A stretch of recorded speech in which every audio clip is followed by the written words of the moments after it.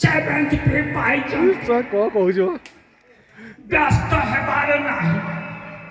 ବିଭିନ୍ନ ମଞ୍ଚରେ ବିଭିନ୍ନ ସ୍ଥାନରେ ପାଣ୍ଡୁକୁ ସ୍ୱାତନ୍ତ୍ର ନିର୍ଦ୍ଦେଶ ଦେଇଥିଲେ। ସେ ମଧ୍ୟ କହିଛି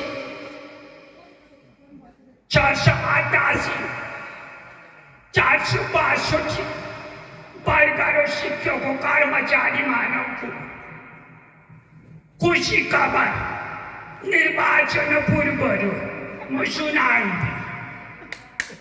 ନବୀନ ନିବାସରୁ କେହି କେବେ ନିରାଶ ହୋଇକି ଫେରି ନାହାନ୍ତି।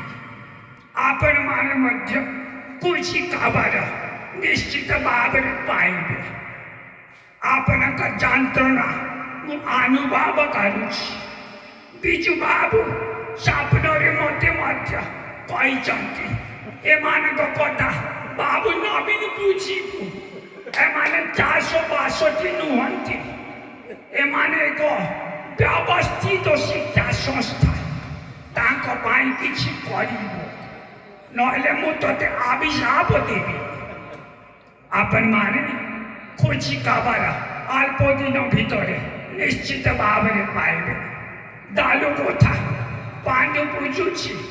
ମୁଁ ଆଜିକାଲି ଟିକେ ମୌନ ବ୍ରତ ରକ୍ଷା କରୁଛି। ଆପଣମାନେ ଖୁସି ତ? ଜୟ ଜଗନ୍ନାଥ। ବନ୍ଦେ ଉତ୍କଳ ଜନନୀ। ଏତିକିରେ ମୁଁ ରହିଲି। ଏଇ ଦେବଗଡ଼ର ମହାବିଦ୍ୟାଳୟର ଛାତ୍ରୀମାନେ ଶିକ୍ଷକମାନେ ଆମକୁ ଏଠି ଯଥେଷ୍ଟ ଭାବରେ ଆପ୍ୟାୟିତ କରିଛନ୍ତି।